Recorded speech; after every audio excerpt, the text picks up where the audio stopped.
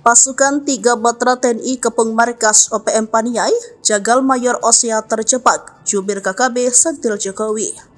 Mayor Osya 1 Pelba, Pos OPM wilayah Paniai dikabarkan terpojok oleh mobilisasi pasukan 3 Matra TNI dari darat, udara, dan laut.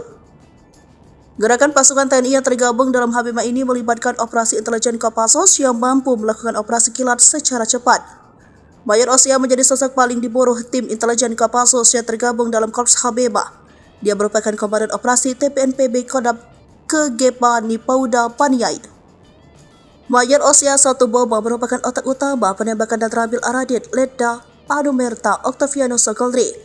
Nama Mayor Osya terungkap setelah satuan intelijen TNI yang tergabung Komando Operasi Habima melakukan pemeriksaan terhadap salah satu pelaku penembakan dan terambil Aradit Ananawipah.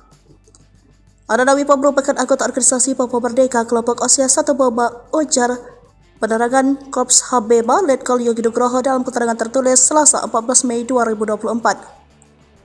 Anan mengakui selama bergabung dengan Mayor Osya, Anan tinggal di markas Kepo Paniai. Dia 1 tahun keluar masuk hutan dan menjelajah kawasan Paniai. Kabar Mayor Osya terpojok diungkapkan secara tersirat oleh jubir OPM Sebi Sambo yang mengatakan, jika TNI Polri melakukan serangan udara dan darat di kawasan Paniai dan Intan Jaya hingga masyarakat mengungsi. Serangan udara ini berupa tembakan yang menimbulkan kerusakan di Paniai dan Intan Jaya.